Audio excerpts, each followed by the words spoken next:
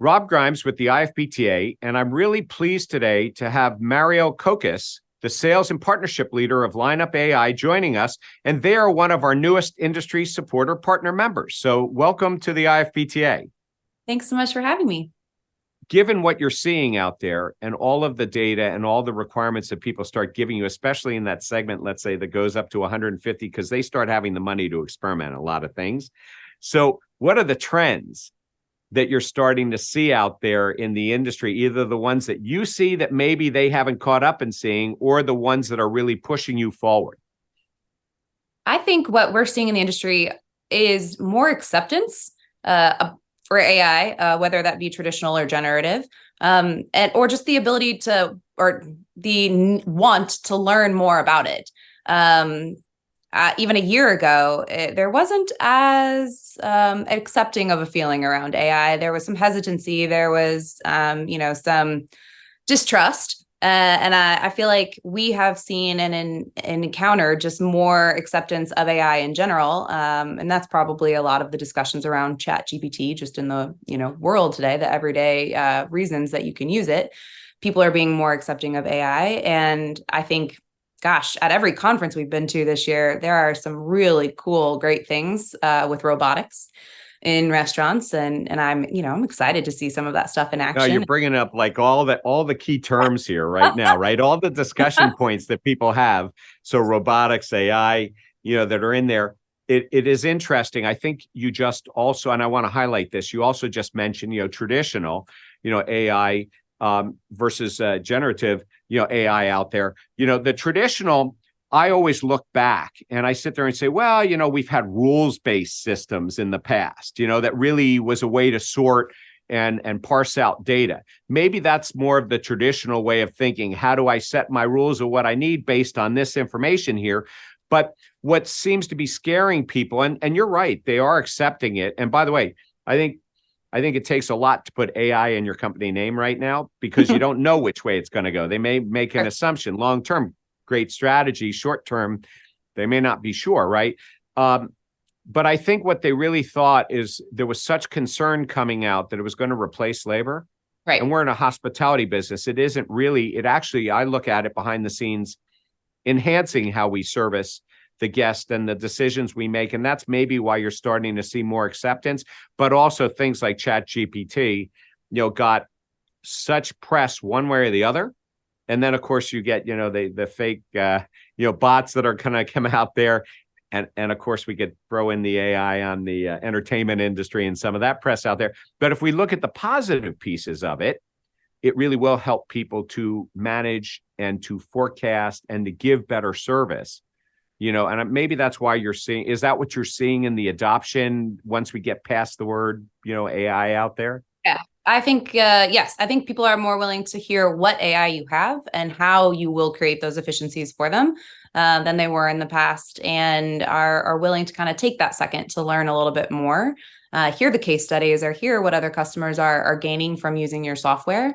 And then you were mentioning, what else am I seeing in the industry? Very similar to what you just described. Even seeing software that is enhancing, the drive-through experience, where restaurants and diners can communicate in their, first native language, and everyone understands what's happening. The industry is just taking such really, just amazing strides, in my opinion, that are meeting people where they are and creating just a really comfortable, pleasurable dining experience, whether it's drive-through or on-premise. That's funny. I had a conversation this morning about voice AI in the drive-through, and some people are playing around with it. Now, some of it may have been about labor reduction in there, but I actually look at it as we have a very international audience, and also we have to enhance how we take orders as it relates to upselling and some of the other things. Upselling is not a negative word. It's enhancing the meal and the experience that somebody has. That's how I look at it.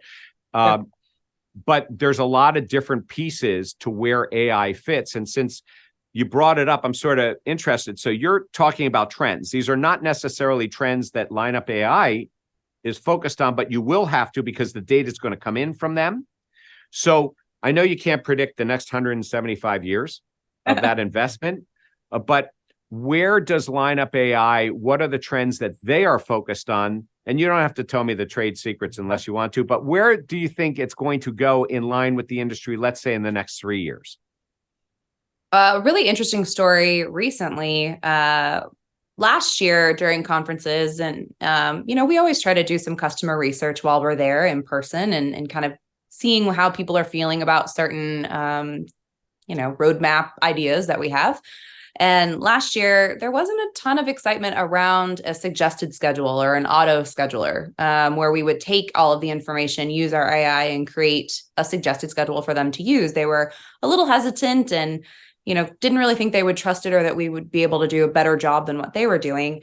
And this year, that conversation has completely changed. At the conferences we've been at, it is very much, do you have a suggested scheduler? Or, can you create an auto scheduler for me? And to me, I think that's just proof in and of itself that people are really wanting to embrace AI a little bit more than they were just in the last year. So I think we'll explore that path and see, what steps we need to take to be able to provide them kind of that next actionable step with the schedule. Do you see yourselves, because you brought up, the scheduling piece, while you're suggesting the schedule, there also are some very industry specific scheduling tools out there. Mm-hmm. Are you also integrated on that side as well as the time and attendance in general? Yes, we have a couple different scheduling platforms we're integrated with, and we're definitely trying to do more. Again, really sticking to that concept of meeting a restaurant where they are, not having to uproot their operations just to line up. Well, it's very interesting because I went to a conference earlier this week in the hotel industry. And of course, labor comes up there. And I was listening to the labor laws and things that are being passed, which is a whole science in itself. But I had talked to somebody earlier this year about labor scheduling in general. And they sort of surprised me. They told me that the number one turnover issue, why people quit their jobs, is they're not satisfied with their schedule. It isn't necessarily about pay, because pay goes along with, are you giving me enough hours? Are you scheduling me and hopefully paying the right pay? But that people had dissatisfaction on their schedules, the frequency, how much time they're being done. And there's always this debate as to whether I should use more part-time labor or whether I should have full-time labor in there. But they said turnover is directly proportional to somebody's schedule. And that's why they quit in the first 90 days. Interesting. We definitely try to provide tools to help it, make it easier for employees to swap a shift or ask for specific time off and make sure that all of that stuff gets to the managers, as opposed to the traditional way of napkins or Post-its or text messages. And then the manager has to compile all of those before they make a schedule. So I can definitely see them, wanting to make sure that they're getting a schedule that they enjoy and being a major part into why they stick around. So if I wanted to sort of sum this up, in where you sit in the industry, and I do like taking technology to where the person is actually operating, because that's really where the decisions are made. Decisions aren't being made in a back office. So it has to be actionable data provided in a format that a person can understand, and helping them to manage their business, and making the right decision. It's all about the decision. But I'm still unclear that the average restaurateur today, even in the SMB market that we're talking about here, really realizes how much data they have available. And what Lineup.ai is doing, as you said earlier, is putting it all in one place, bringing it together, because there is too much data, and then putting it in a format that they can understand. Have I hit sort of the right bullet points, of why, you're out there and the target market that you're going after? Yes, that's it. Exactly right. We are trying to do everything we can to compartmentalize that data. And then, as you mentioned, just give actionable steps to the restaurant to make better, more informed decisions, and give them time back in their day. We really appreciate it. And, it's been a pleasure, speaking with Mariel Kokis, who is the sales and partnership leader at Lineup.ai, who is a industry supporter partner of the IFBTA. And we want to thank you for your support and in the industry and what you're doing to actually take some new technologies forward, and making it real, for the operators to be able to use in there. So thank you so much for joining us today and supporting the IFBTA in the industry. Thank you for having me and continuing to support the industry.